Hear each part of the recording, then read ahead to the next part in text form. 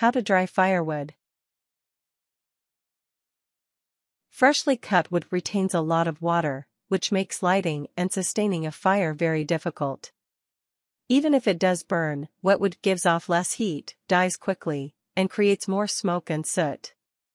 Drying wood effectively does take time, though, so it's best to plan at least 6 months ahead. But once you cut the wood to the size needed and stack it carefully, all you need to do is wait for the sun and air to dry it out. Part 1. Splitting your wood.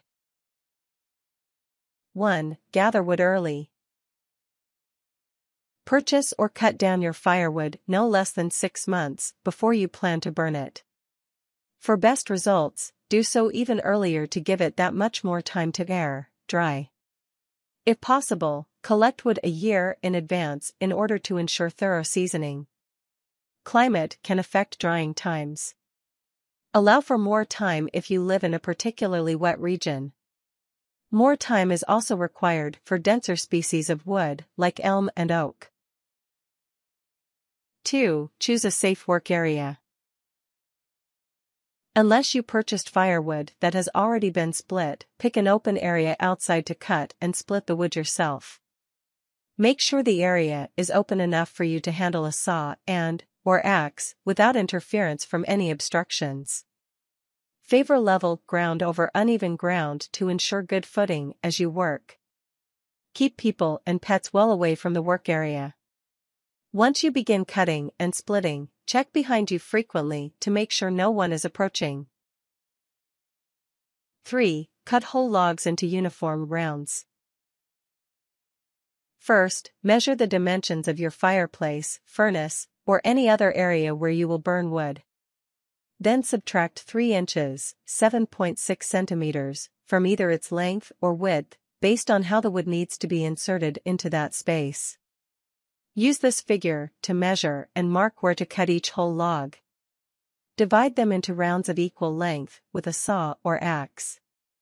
Since wood shrinks as it dries, some people prefer to cut larger than needed rounds. As a beginner, err on the side of caution and cut smaller pieces until you grow familiar with how much shrinkage to expect. If you live in a wet climate, cut even smaller rounds since these will dry faster. Cutting uniform lengths of wood will make stacking them easier. 4. Split the wood. Place your chopping block on level ground. Set a round on top with a cut side facing up. Saw or chop the round into halves from the top down. Repeat as needed with each subsequent half to create splits of wood that will fit into your fireplace, furnace, or other wood burner. Split the wood at least once even if your wood burner will fit a whole round. Since the wood's bark seals in moisture, it is critical to expose as much of the inner wood as possible. For a quicker drying time, split the wood into smaller pieces than needed. Additionally, split the wood into a variety of sizes. Create small pieces for kindling as well as larger pieces that will burn longer. Part 2. Stacking your split wood. 1. Choose an area ideal for stacking. Pick an outdoor space that receives little to no shade in order to maximize solar drying. Utilize the air by selecting an area that is open to prevailing winds or other air currents. Avoid areas prone to flooding, runoff, or standing water. Refer to almanacs or weather stations to determine the direction of your region's prevailing winds. If your land is especially hilly, expect air currents to move up and down the face of hills. 2. Map out your rows. If possible, plan to stack your wood in a single row, with the cut ends receiving the strongest air currents head on. Favor this method over multiple rows. Enable all of your wood to receive equal air circulation. If space does not permit one long row of wood, space your row as far apart from each other as possible to allow the most airflow between them. 3. Create a raised bed. Keep your firewood off bare ground. Avoid rot from moisture that collects below. Use material that won't absorb water, such as concrete or a grid made of poles laid horizontally. In a pinch, use wooden materials like pallets or lumber that you have no other use for. Make the bed as level as possible for safer stacking. If you use wood, line the top of the bed with tarps, plastic sheeting, or similar materials to block the transfer of moisture from the wood underneath to the wood on top. At the same time, create drainage holes in the materials so water doesn't pool on top. 4. Build bookends. First, begin your row by placing the bottom layer of split wood along the length of the raised bed. Arrange each piece so that all of the cut ends face the same direction. Then, at either end of your row, create a second layer with the cut ends facing the opposite direction. Continue building up both ends of your row by alternating the direction that each layer faces in order to create stable bookends. You can either build the ends all at once or build them as you go. If you build them all at once, stop once they are approximately 4 feet, 1.2 meters, high. This way, the top of the pile will still be below head level for most adults in the event of collapse. Use your best pieces for the bookends. With each piece of wood, check all sides for evenness. Discard any that noticeably tapers from one end to the other. Such pieces may result in a less stable structure. Keep the bark of each piece facing up. Since bark resists moisture, this will help shelter the exposed wood from rainfall. 5. Stack your wood in layers. Begin your second layer in between the bookends.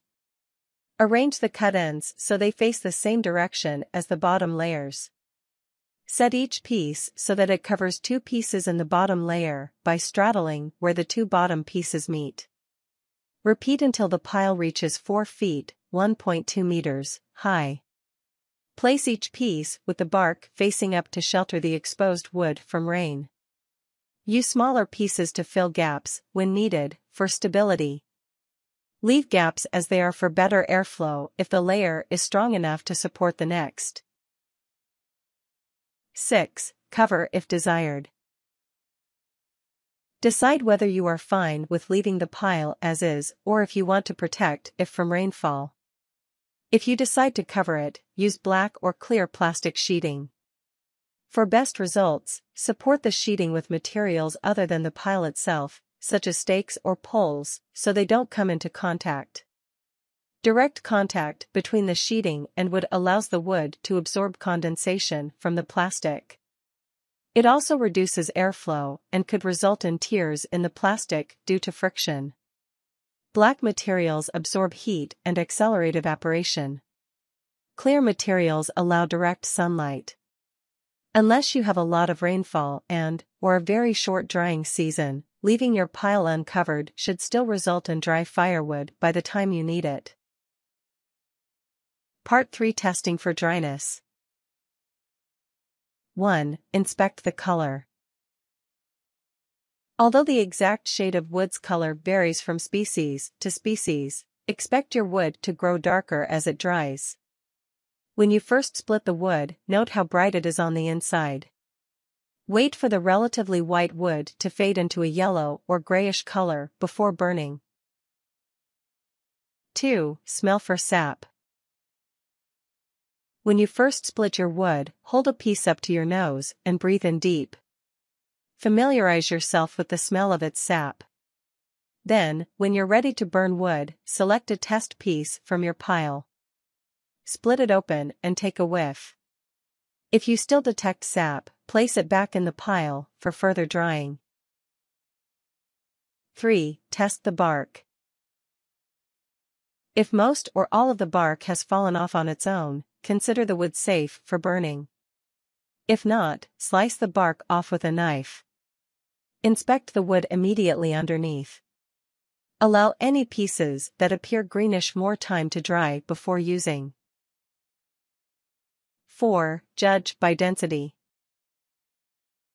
When you first split the wood, note how heavy each piece feels. Expect the same piece to weigh considerably less once it loses its water weight. To double, check that it has dried, knock two pieces together.